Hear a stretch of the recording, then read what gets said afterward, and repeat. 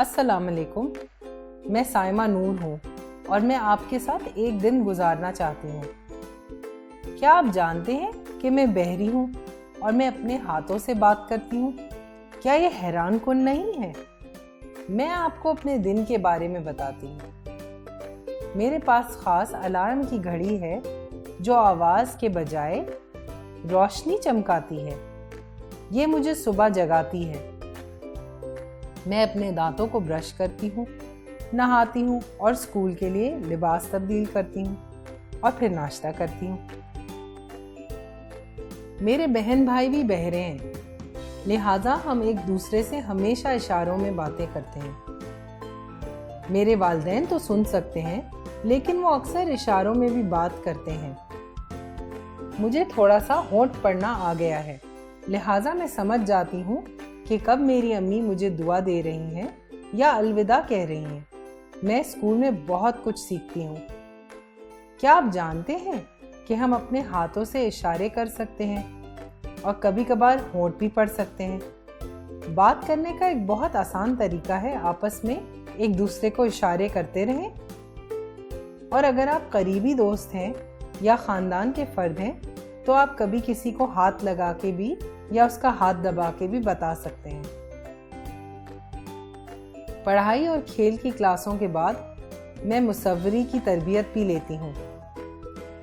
वहाँ हम तस्वीरें बनाकर और रंग भरकर अपने ख्यालात का इजहार करने के काबिल हो जाते हैं। मैं साहिल समंदर के साथ एक खूबसूरत से रास्ते की तस्वीर कशी कर रही हूँ। मुझे साहिल समंदर से बहुत मोहब्बत है। मैं घंटों किनारे पर पानी के टकराने को देखती हूँ। कल मेरे वालिद साहब मुझे साहिल समंदर पर ले गए और मैं पानी में भाग कर चली गई।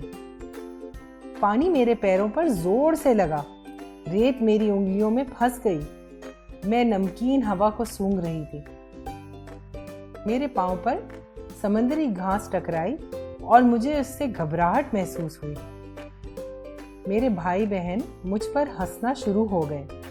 पानी सर्द था और हम उसमें दौड़ रहे थे। हमने वहां तक दौड़ने का फैसला किया जहां बहुत सारी चट्टानें थीं। शायद हमारे हाथ कोई खजाना लग जाए। मैंने अपने जूते पहने और समंदर के किनारे भागी और अपने पैरों के नीचे कुछ समंदरी सीपियों की आवाज को महसूस किया। पत्थर समंदरी घास से ढके हुए थे और हमने एक सीधी जगह चढ़ने के लिए ढूंढ ली। हमने महसूस किया कि वहां पर कुछ चल रहा है। वो नीले रंग के केकड़े थे। हमने कुछ पकड़े और उनको रात में खाने का फैसला किया। फिर हम वहीं पत्थरों पर बैठ गए और वहां देखने लगे जहां पानी आसमान को छूता है। मेरे वालिद ने बताया कि इसको उफक कहा जाता है। आसमान में बादल कपास की रुई की तरह नजर आ रहे थे। चंद लम्हों में उन्होंने गुलाबी, जामुनी रंग, नारंगी रंग और पीले रंग में तब्दील होना शुरू कर दिया। ये खूबसूरत मंजर काबिले दीद था जब सूरज उफक में डूब रहा था और आसमान पर खूबसूरत रंग बिखरे हुए थे। मेरे भाई बहन और मैंने एक दूसरे के हाथों को दबाया। हम में से कोई भी गुरूब आफताब को सुन तो नहीं सकता, लेकिन हम इसे महसूस ज़रूर कर सकते हैं।